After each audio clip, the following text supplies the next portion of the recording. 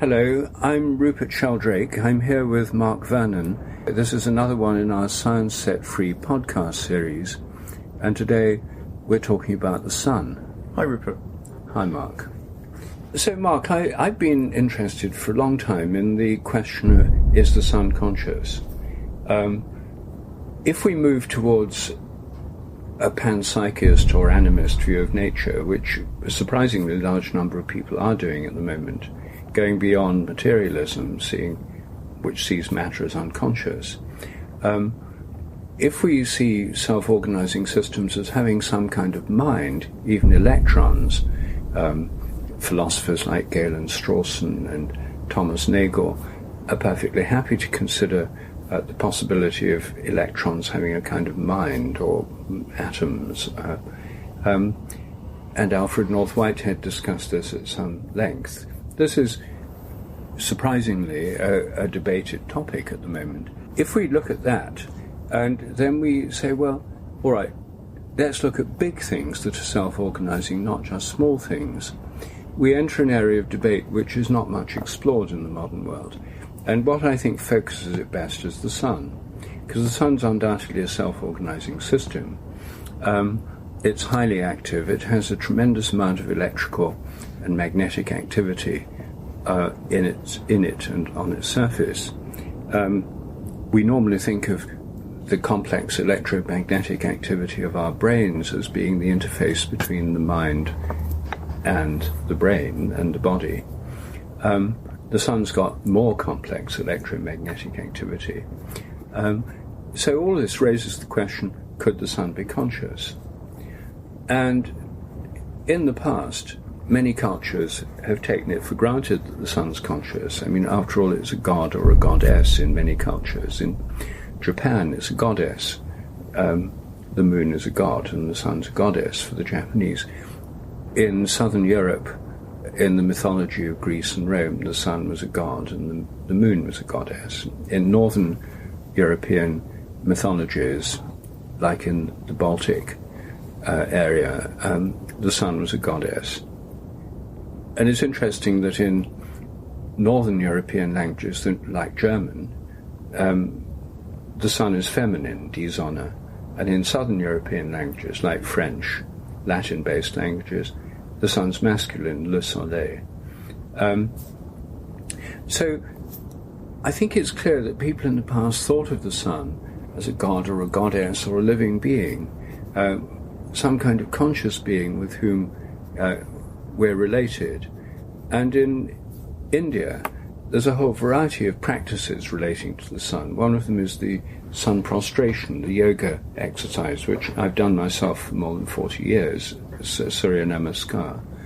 Another is the Gayatri mantra, a mantra which invokes the illuminating light of the sun to help our meditation. May the glorious splendor of the sun, the divine splendor of the sun, illuminate our meditation. And then, of course, if the sun is conscious, then probably so are all the other stars. And then maybe the whole galaxy is conscious. And this leads us into a completely different sense of consciousness or mind in nature by thinking about parts of nature that are bigger than us, rather than the usual debate is about things that are much smaller than us. So I know that you've been thinking about Egypt a lot and the Egyptian religion. I wonder what your take on this is in relation to the sun and what the Egyptians thought of the sun. Yeah, well, it's a very fascinating and quite complex area in a way. I think that Egyptian religion was very, very influenced by the sun for the very obvious but immensely powerful reason that ancient Egypt civilization was stretched up and down the Nile, which is pretty accurately north-south, which meant that every day the sun rose in the east, you saw it rising, and then you saw it setting in the west. So you were very conscious of the difference between the sunny day and the night.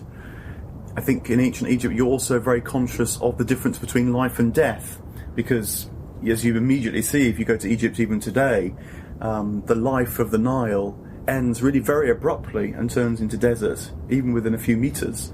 So that barrier between life and death was as keenly experienced as the barrier between night and day. And I think that a lot of ancient Egyptian religion was about exploring how that very physical experience, sort of every day and night, could be used as a way of exploring what can be called a sort of participative consciousness in nature. We've used this expression before. I picked it up from Owen Barfield's The Inkling, and his idea that,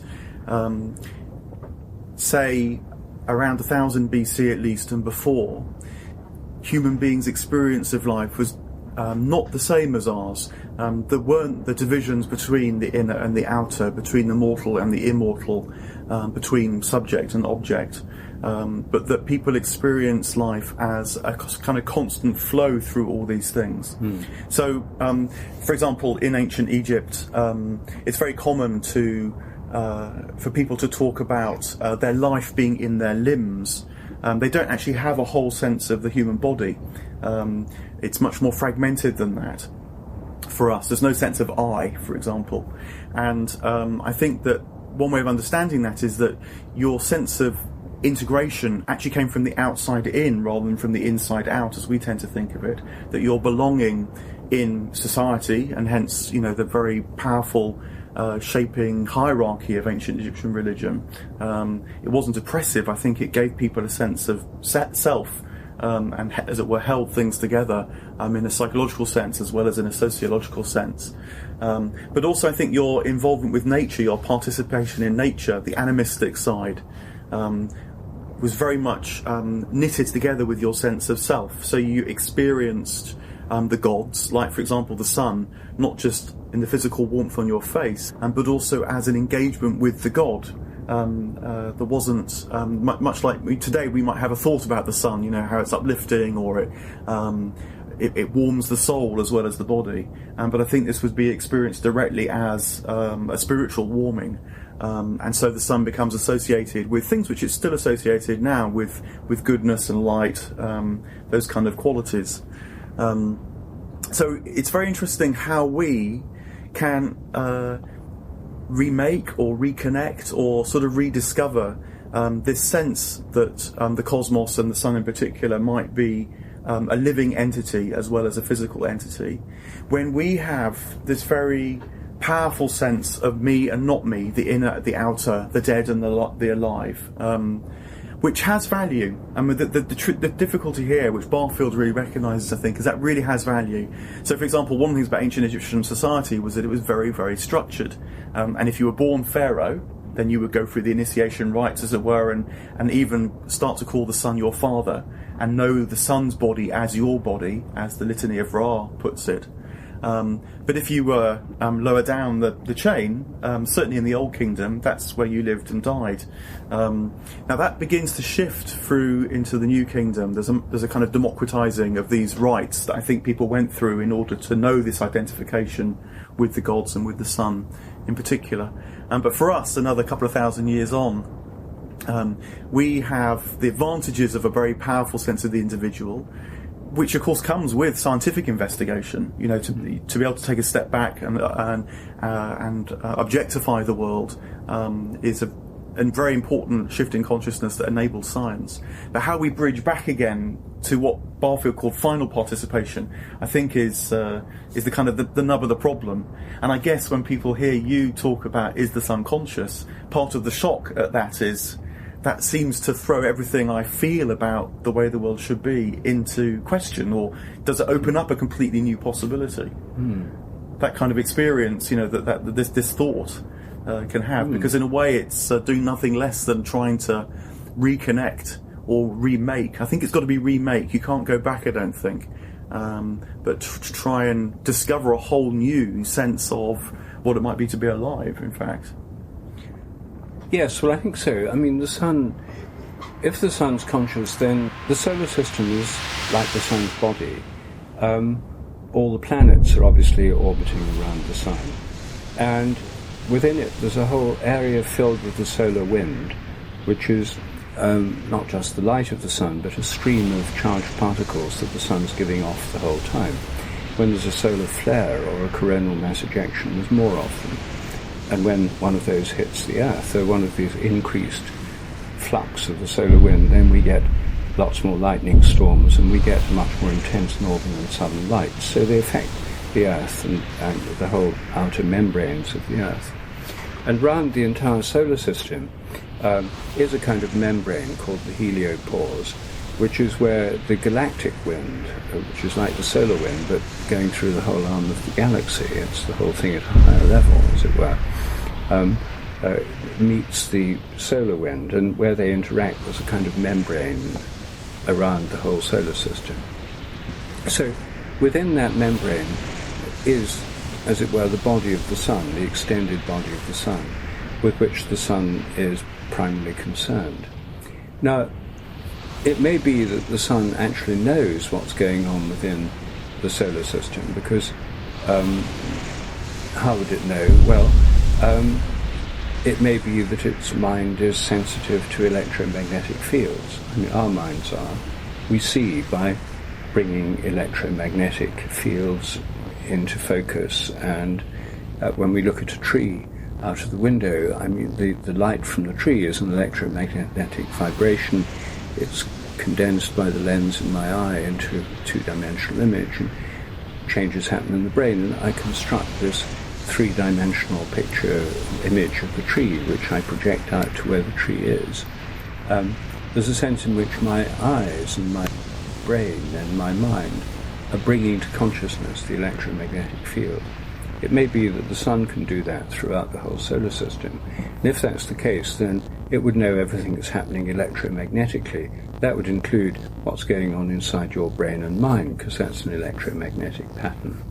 It could be that it's sort of omniscient within the solar system, because everything within the solar system is interacting both with its electromagnetic field and its gravitational field. So, what I think this does is gives us a sense that our lives are part of a much greater conscious whole.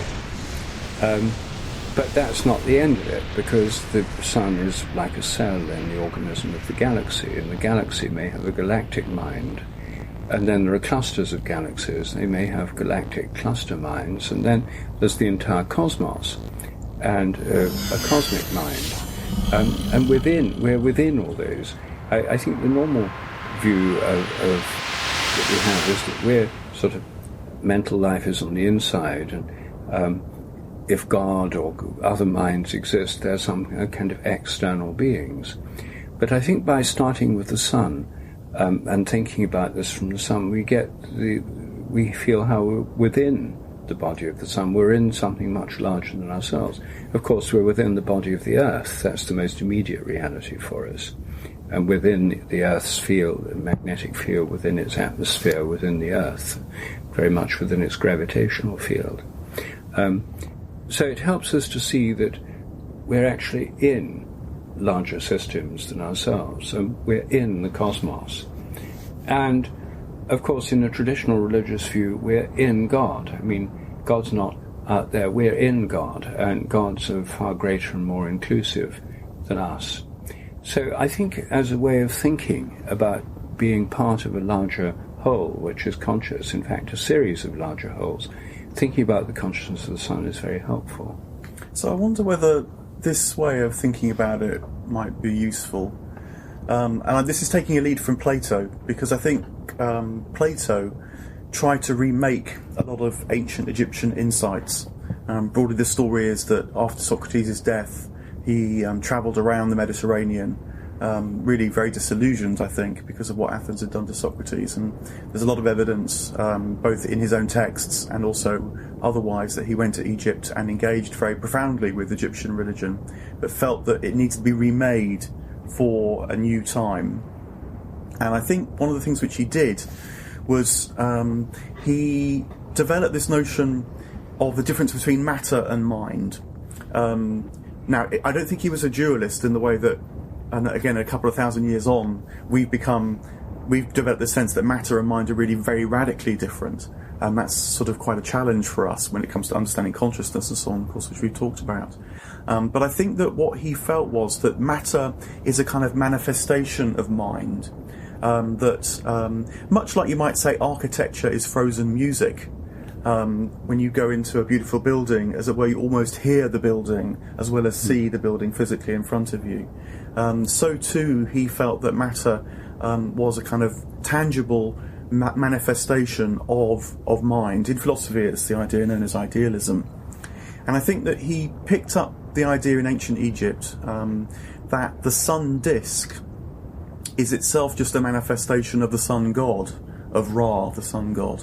And that this distinction helped him to both approach the natural world, as it were, in a more scientific way, a proto-scientific way, you might say. So it could be sort of studied, but at the same time could be participated in, because, as it were, one of the blessings of the sun, in its warmth and in its light, metaphorically and physically, can be understood as a tangible manifestation of the blessings of the sun god.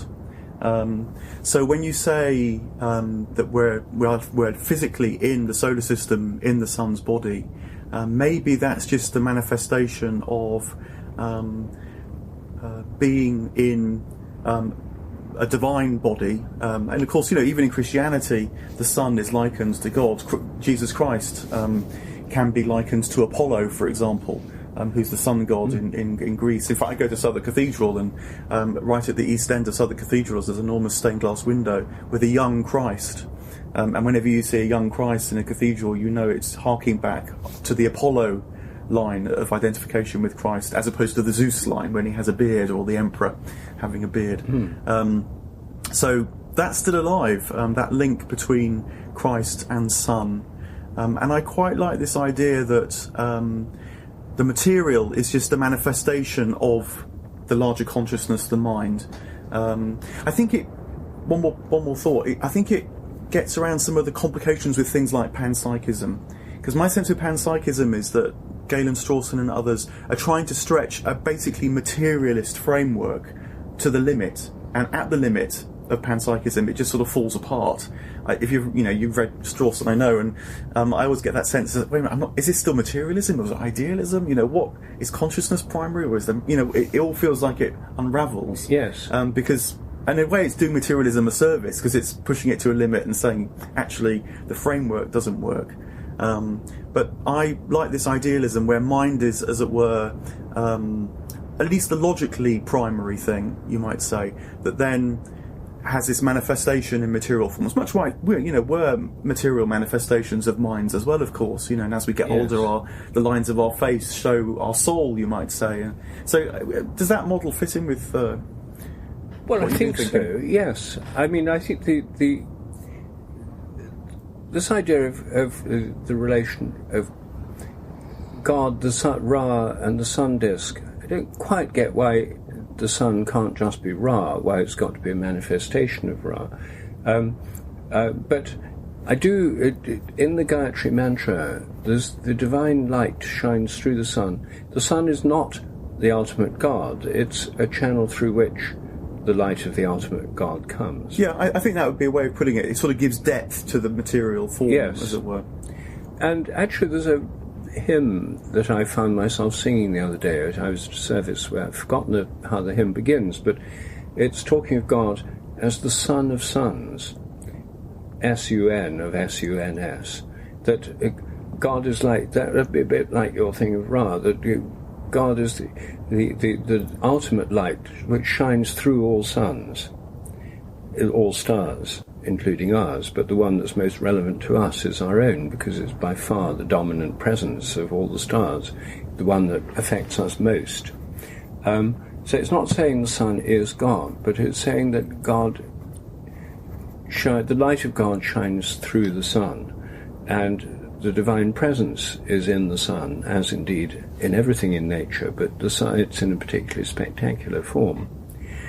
And it's an interesting image of the sun that one gets in St. Thomas Aquinas and in Meister Eckhart and St. Anselm, where they use this argument that if our minds turn towards God, the light of God is so overwhelming, it's dazzling, and our minds can't take in the full power of the divine mind because it's so much greater than us, just as we can't gaze at the full light of the sun in the middle of the day because it dazzles and overwhelms our senses. So there's this constant use of the metaphor of the sun as showing that the divine light as being, and the divine mind as being overwhelmingly greater than our own and dazzling to look upon. I mean, that sounds very Platonic. Again, a similar idea even if I guess there is a direct link as well. So in his famous analogy of the cave, where he describes what it is to wake up to true reality, the last stage is to step out of the cave and to be dazzled by the sun, that the thing which gives light and life, in fact, to everything. It's all pervasive and enables one to see, but can't quite be seen itself. So that's a very, powerful kind of metaphor. That then in monotheism, I guess, the idea that the son of suns is a monotheistic take on the older god of Ra, I guess. Yes. That the sustainer of all things will shine through all things. Metaphorically, in all sorts of ways, maybe even in us, but literally, in the case of the sun, I suppose that would be understood in that way. Yes, I think for me this was a kind of breakthrough when I saw that it's literal. It's not just symbolic. The sun isn't just a symbol of a divine light which is somehow completely different from the actual light of nature. The actual light of nature is the divine light, because otherwise one has a God that's kind of completely separate from nature. And of course we've grown up with the idea that nature is a mechanical autonomous system, and God's at best a kind of optional extra who may have designed it in the first place. That's the idea many people have. But I think that if we're to have a realistic idea of God, and God in nature and nature in God, then the light of the sun is the light of God. Yeah, and Barfield's work, Owen Barfield's work on metaphor actually supports that, because one of the things which he does is look at words like light, like breath, spirit, and argue, in fact, that what we tend to think of as a metaphorical meaning, that the inner light as well as the tangible light, actually he argues that in this participative mode there was no distinction. So in Hebrew, ruach can be translated both as spirit and breath. And we're inclined to think, but which is it? But back then, as it were, there wasn't which is it, they were the both. But with, I think, the added inflection that to really appreciate the light of the sun is to see the light of the God. It's, again, to give it that real sort of depth, channeling, as you were saying. Yeah, so we can sunbathe, and, that gives us a certain sort of physical experience, but to really bathe in the sun would be to sort of worship the sun, I guess, because it would be opening to the spiritual dimension of the light as well. It's interesting, isn't it, that Christian churches traditionally face east, so that the light of the sun in the morning shines through the east end over the altar of the church. I mean, they're deliberately oriented east because they deliberately have this solar orientation. So in that case, I suppose, I don't know how much they thought out the theology, but it was clearly that the churches and cathedrals as temples have this orientation to the heavens, as Stonehenge and megalithic stone temples did. They had these solar orientations, and long barrows like Newgrange. They tied in the human seasonal and ritual and festival cycle with the life of the sun, which of course is the dominant influence on the life of the earth. And that's a form of participation, and of course we can still participate in these things through the seasonal festivals, which our main festivals are still related to the seasons of the year. Yeah, I mean, the immediate one that comes to mind is the Easter Vigil, where the new flame, the new light is lit, and the candle and so on, and I don't know off the top of my head, but I bet the hymn that's sung as the candle is lit, I forget the name of it now, but the very famous sort of liturgical hymn at that point, I bet it includes reference to the sun, if we had it to hand. But I wonder as well whether another side to that is how the sun contrasting with the darkness is really important as well. that the sun does rise at the east ends of the church, but arises out of a kind of death. And in ancient Egypt, that circularity, the journey into the underworld, was identified with the night, and also death was identified with journeying into the underworld, which actually wasn't a place of death as we would commonly mean it now, no life. It was a place of, I guess to use a modern term, you might call it archetypal life, where you would encounter life forces full on, and hence deified, but that in order then to be able to return to the day, to live with these, much more conscious of these forces and these dynamics inside you. So again, your life has kind of grown and expanded as a result. And I think that, again, you get echoes of this in Christianity, so you don't just go to Easter service on a Sunday morning. You go first to Good Friday, and it's that process of the dying and the rising that is the full experience, the full initiation, the full kind of awakening. Indeed, the story of Good Friday has darkness falling over the land during the crucifixion, so it explicitly brings in the darkness. But that sounds like a theme for another discussion. Okay. Thank you very much. Thank you, Mark.